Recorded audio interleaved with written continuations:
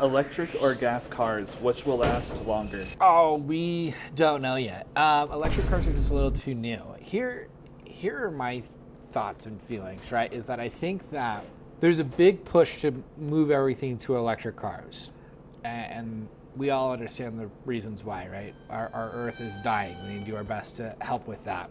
But I don't think it's going away. I think that we're going to see more and more vehicles go EV. I think we've obviously have already seen car companies commit to being strictly EV. Um, where I'm curious about, as far as longevity goes, is how is the repair process going to look for a EV versus a gas vehicle in 5 or 10 years. But electric cars are way harder to find parts for. They're getting better, but those dealer specified or those dealer only parts, a lot of EV companies are not easy to work with on an independent side. There's information problems that are happening to be able to have it.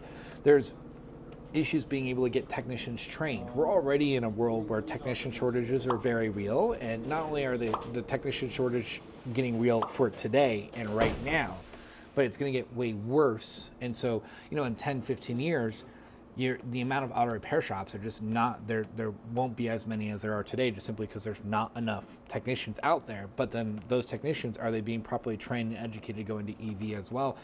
I can't say that's the case. Now, granted, there's a lot of companies out there that are be like, hey, come to our 3 or 4 day EV training, and yes, that helps. That's great, but the longevity behind it, I'm curious about how that's going to work. I'm curious about how the repair industry is going to respond and react in 10, 15 years when we start seeing a lot more of these EVs entering the shop.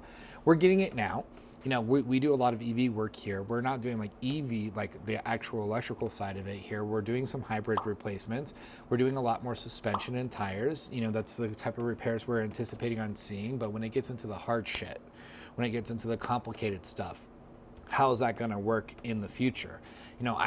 We are confident with our abilities, and we know that we have a master certified tech who's ready to rock and roll with it. Because I can tell you that in the conferences that I've been at with shop owners, this is a concern that is not being talked about enough, and it's not being addressed soon enough. And so it'll be really interesting to see how things start reacting here soon, because that situation, the situation of EVs needing to have aftermarket repairs, having independent repair shops helping out, is getting significantly higher. And what are we doing to help be the answer to it? I don't know. I guess we'll see soon, right?